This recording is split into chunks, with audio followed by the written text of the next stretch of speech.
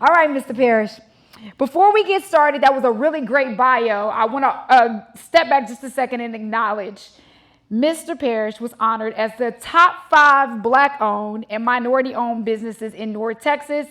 And y'all, the owner, I lose count all the time. I believe we're at 24 McDonald's. 24 McDonald's, y'all. Can we clap it up for that? That's insane every time I say that. Okay, so we got to go back because I always say sometimes when we see people's success, we don't appreciate it as much until we understand where he came from. So, Mr. Parrish, let's first talk about your background. What were you doing before you stepped into this great world of entrepreneurship? So, thank you, Lady Jade, for coming. The first thing I want to say, in addition to thanking everybody for coming out, I want to thank Darren and Amazon for being present. Also want to thank JP Morgan Chase. We got Ms. Brooks, Mr. McCurkle, Brother Hall, and Brother McCoy. Thank you very much because they're putting their money where their mouth is. Amazon talked about 150 million. You guys said 3 billion? Okay. 30 billion. Okay, putting the money where their mouth is. So we thank you for coming out. Absolutely. We thank you for coming out, okay? Yes. All right. Oh, my background. I don't know if anybody is from the North. So I'm from Gary, Indiana. Yeah, all right. Okay. Right there. Okay. You knew you liked him, right? You know what I'm saying? The OGs would say, home of the Jackson Five, and so and Hoosier, and real short. Like everyone growing up, I was a pretty good student, things like that, and I remember had piano lessons when I was young. So I was this little fat kid, chubby, walking around with glasses, and I had my music in a briefcase. But I always wanted to be an athlete, so. Tried baseball, basketball, but I finally found my sport, track and field, and so 800 meters. But anyway, I was a high school All-American, won a state championship in Indiana, and I got a full ride athletically to Purdue University. And there was a gentleman, Dr. Bell, who had started a business opportunity program with the school to attract minorities to Purdue. And so I was his first recruit, but with that I got 2 business degrees. And then I went with Exxon Corporation, which brought me to Texas. But it took me through Tennessee, Arkansas, and Mississippi. And it was there when I was in Houston that I got the notion to start my own business. So is that good background? Yes. Is that a good background? Okay. Yeah, that's good. All right. Okay. Now, whenever you talk about being a track runner, just know when we leave out of here, we're going to challenge him. We're going to go outside and watch him run 800 meters. Is that cool? You still got it? I still got a little bit. Okay. I was at Lady Jade. She knows the skeletons, so she knows a lot about my story. I remember her and my son worked together at K104 way back. So. Yes, we did. So me and Mr. Parrish definitely go back. So you're working at Exxon, but you get this idea that you want to own a McDonald's. This is one of my favorite. There's so many favorite aspects of your story, but things didn't go as planned when you first applied. Correct. And as I told the folks from JP Morgan, I actually started studying to get a CPA. And I had friends who had worked for Arthur Andersen and started their own practice. And because to me, if you're going to sell something, you got to have a skill or something. So I'd actually started taking classes to sit for the Becker and the Becker to sit for the CPA. And I was going to work at night and on weekends for my friends that had to practice and work for Exxon during the day. And lo and behold, I walked into a office of a friend of mine who had an 8-page application to McDonald's. And his brother owned Burger King, so I knew he was for real. And I said, hey, let me have that. So I called Chicago and got application. I called the Houston office and got application, filled one out in pencil, borrowed a typewriter, filled it off and mailed it. And I just knew, hey, I got me a McDonald's. So I remember I got the letter and I looked at it for a couple of days before I opened it. And man, I opened it and you know what it said, right? Reject. I think I might have it up there. So that letter is framed in my office. It's been framed. It doesn't even have a crease in it. So what happened was, and to make it quick, I would call every day, Monday, Wednesday, Friday for about a month. And Ruth Anderson is the name on the letter. And she was never in. So finally one day she came to the phone. And the lady said, just for a moment, she's coming to the phone. So now I got to do an elevator speech. And I really hadn't practiced. So the first thing I talked about my 2 degrees. And she said, well, degrees don't work very well in McDonald's. At that time, they had 4 CEOs. The company started in 1955. None of the CEOs had degrees. They started as crew people. So then, real quickly, I said, well, do you have any minority programs? She says, nope, we don't have any minority programs. So I don't know why, but I started talking about service stations. So when I worked at Exxon, I was in finance, but I had to learn how to run a service station. Do you guys, any of you remember Full Serve? Yeah. Okay. Anybody from Memphis? Okay. I was on 3rd and Elvis Presley. And I was like, if you remember Dudley Do-Right or Barney Fife, I reported to the dealer, and I had my shoe shined and everything. His guys were like in jeans, but I had to work the pump island. Then from there, I ran a service station in Lehigh, Arkansas. I had the opportunity to meet Jerry Jones one time, and I told him, I said, Mr. Jones, you're from Arkansas. You know where Lehigh, Arkansas is? And he said he did. I said, how many stoplights? They don't have a stoplight, only one stop sign. Then I went to Jackson, Mississippi. Anybody from Jackson, Mississippi? So I ran 15 service stations in Mississippi. But anyway, I started talking about service station with this Ruth Anderson, and she didn't cut me off. Time clocks, uniforms, cleaning restrooms, landscape, customer complaints, Darren. And I wrapped it up with a blue-collar work ethic from my parents. So when my parents when we grew up with my dad, he had 2 boys. You guys know what a power lawnmower is? No gas. So his was boy power. We had to rotisserie. And I told him, I said, when we finished, we had to sweep the grass in the street. So she said, you're not in. And it took me 9 months to get my application accepted to get in the program. And the last point on this, Lady Jade. So that's what I did for 2 years. To feed the family, I worked 50 hours a week at Exxon. I commuted 10 hours a week because I had to work at a McDonald's. Anybody from Houston? 1960 and 45 was where I trained. So 25 hours a week free, not minimum wage. So I was working an 85-hour week, which got me used to working long hours. When did you sleep? Not much. But you know what? If anybody knows Houston, we lived in the Woodlands and I worked downtown. So I would sleep on the bus, but then you had to memorize everything. In McDonald's, you have to memorize everything. And like a case of fries is 36 pounds, 6 sleeves, 6 pounds, 6 sleeves. When you empty them into, you get 4 baskets. You cook the baskets for 3 minutes. You shake it at 7 seconds. And then it's done in 3 minutes and 30 seconds. You're supposed to keep them 7 minutes and throw them away. So you had to learn that about every product, fillets, burgers, 10 to 1, 4 to 1. Anyway, so I was memorizing on the bus. I had flashcards. So, but anyway, you get used to sleeping when you can. Well, we just got the secret, y'all. We'd be like, did you put that in there for 3 minutes and 30 seconds? So again, I want to remind everybody because, here's the thing. We all work hard, right?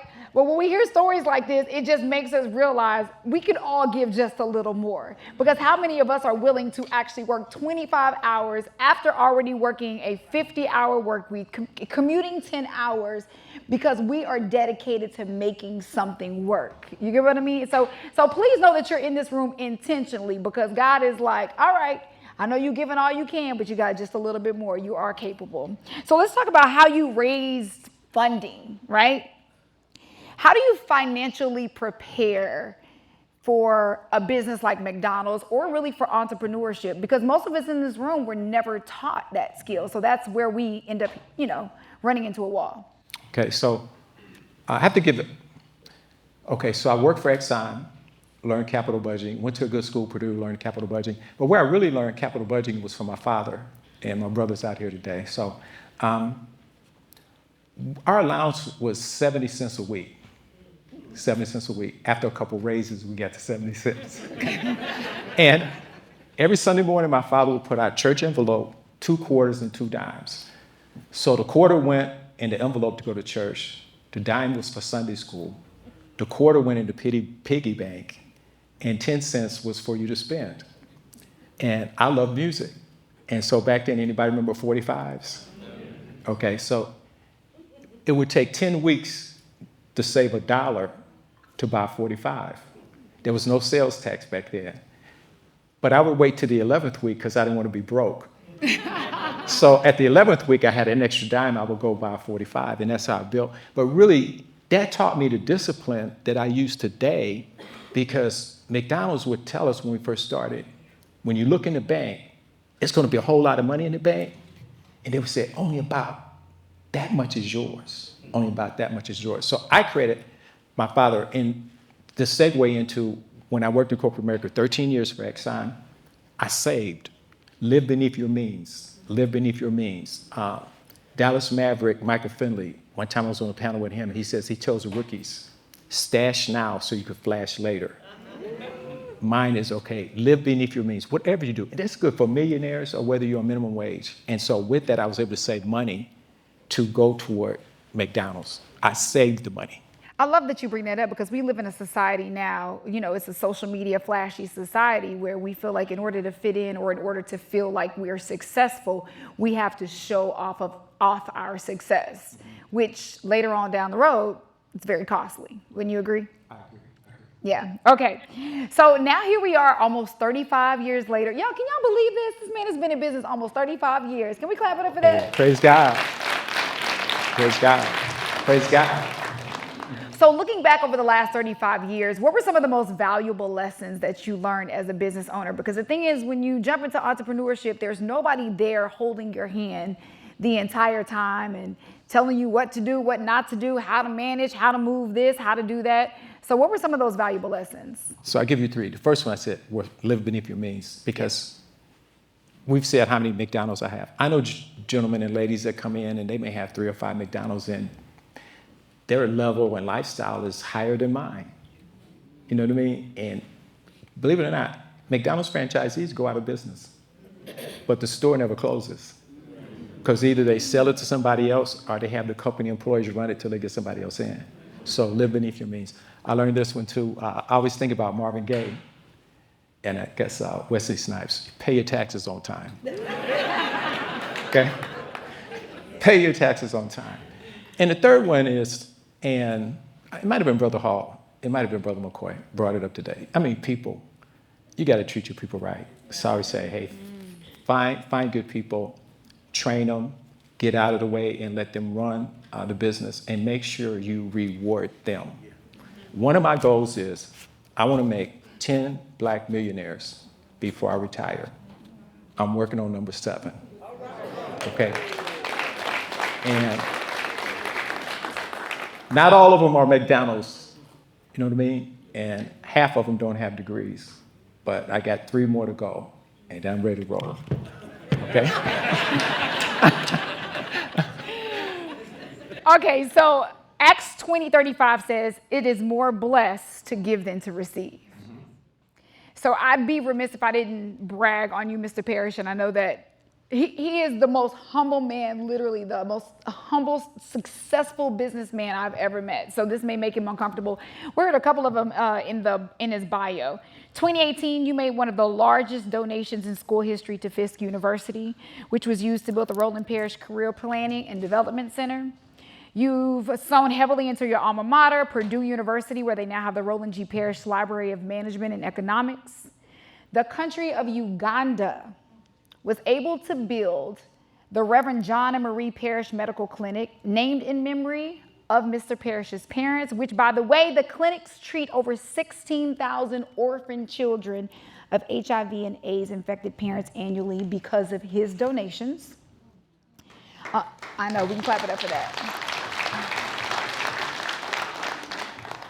Locally, as we heard earlier, Mr. Parrish is the #2 investor in the Redbird Re-Image Project, which, if you guys don't know, is a mixture of, you have retail, office, hotel, community health clinics, and multi-family space on 95 acres in southern Dallas. And if that's not enough, Mr. Parrish, he has his own Parrish Charitable Foundation that we heard of earlier.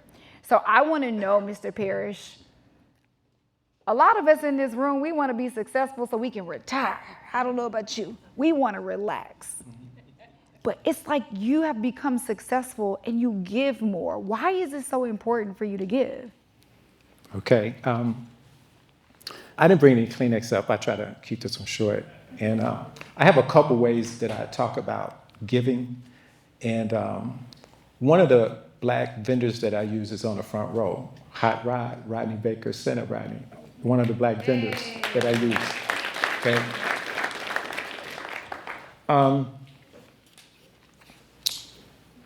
When we moved from Houston to Dallas to open the first restaurant in Pleasant Grove, anybody here from the Grove? The Grove, okay. You know, Pleasant Grove people are always gonna be loud too. No, I'm just playing. And just to try to set it up, so we couldn't sell our house in Houston. So we had that note, we had to rent a house here. It was a new construction, so it wasn't like I moved in and opened the next day. And we had construction delays, so I probably went 3 to 4 months. And I had to hire employees and start paying them out of my pocket. I had quit Exxon. And then when we opened, I still didn't pull any money out of the business for 3 or 4 months. So somewhere, as far as 6, 7, 8 months, I had no money coming in. You know, once the restaurants opened, it was paying my employees, but I had no check, nothing coming in. And the church I was a member of in Acres Homes in Houston, we were trying to tithe, and we had got up to 6%. Every time you got a raise in corporate America, it's like, okay, give a little more in church. So we got to 6%. So, this 6, 9 months, no money would come in. So when I finally wrote a check, and I'm gonna tell you, it felt good. And some of you, when you have your company, if you write your draw, Parish Restaurants, signed by Roland Parish. It felt good when I wrote the first check. Not blaspheme. I felt like I was sitting across the table from God. And I had this amount of money. Remember, I had no money for like 9 months. And it's like, okay, God, I got this money. You take 50, and I'll take 50. Nope. 40, 60, nope. And it's like, I just want 10. Do you know how easy that was? Nothing. 0. It's been easy. Malachi 3:10 through 14. Will a man rob God through tithes and offering? But what I missed for 5 years, he was probably telling me 30 years ago. There's 2 words it says. Some says, prove me, test me, and won't I open up the windows of heaven? I didn't realize that until 2017. Prove me, test me. And that's what drives me today.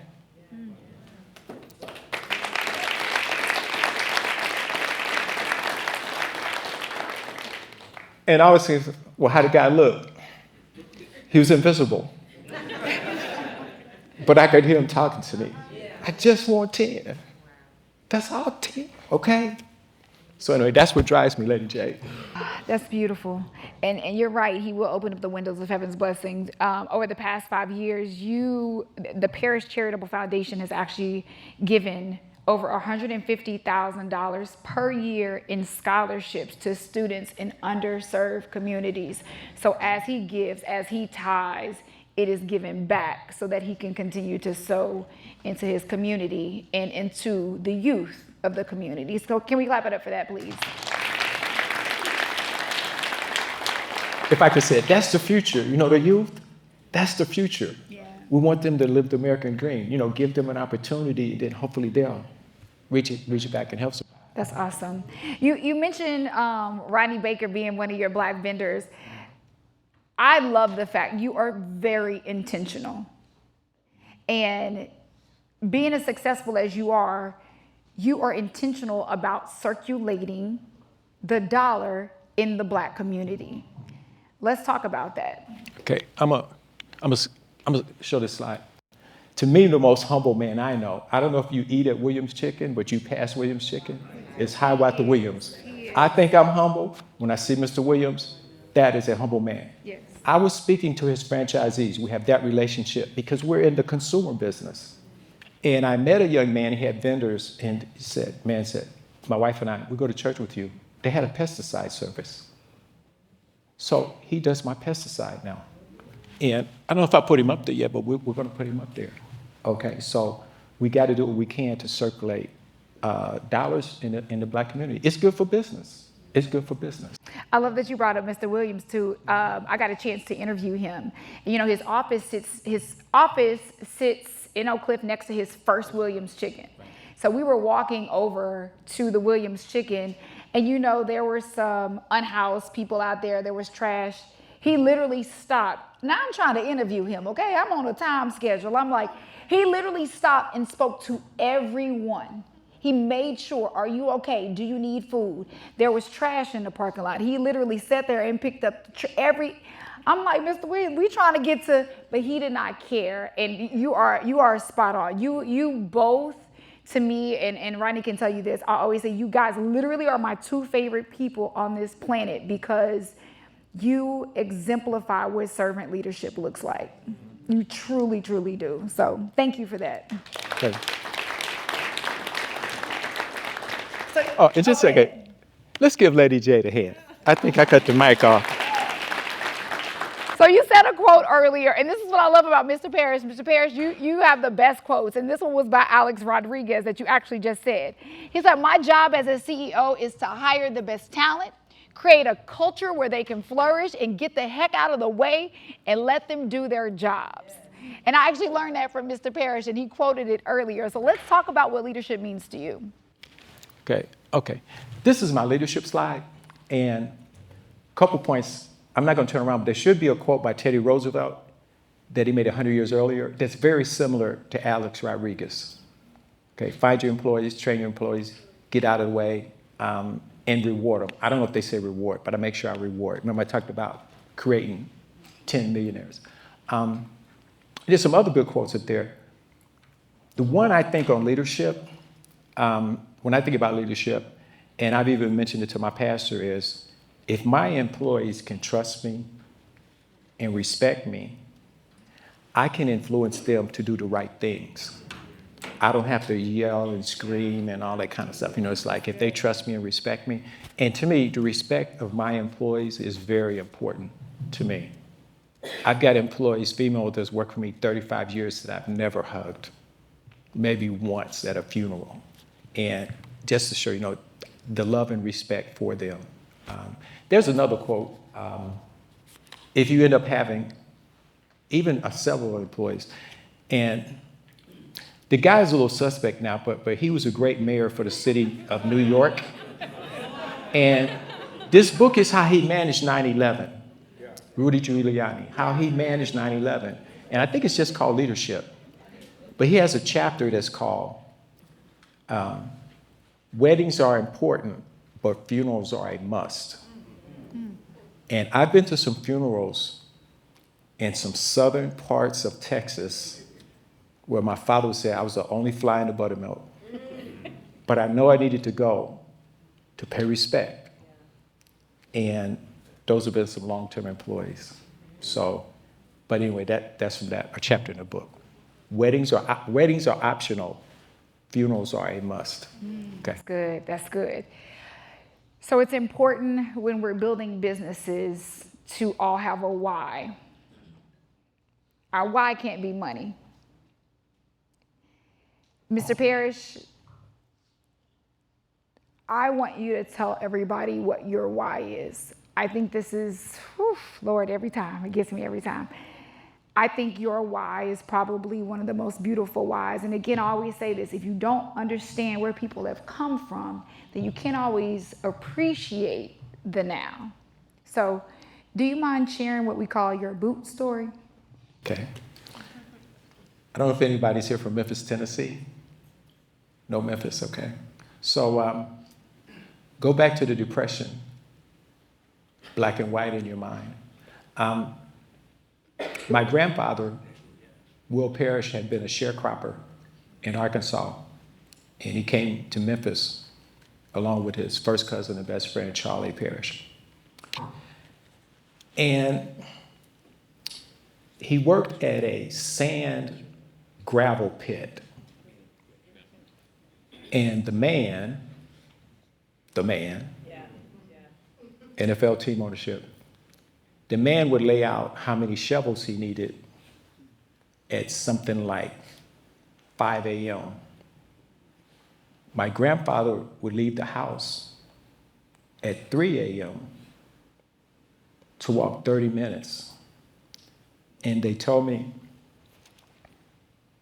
he didn't have soles in his boots. He put wire mesh and the soles. He didn't have shoestrings. He had wire.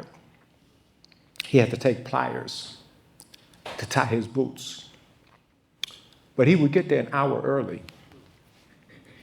Because if the man only set out one shovel, he had a family to feed. And so I stand on his shoulders. And you've got a family story.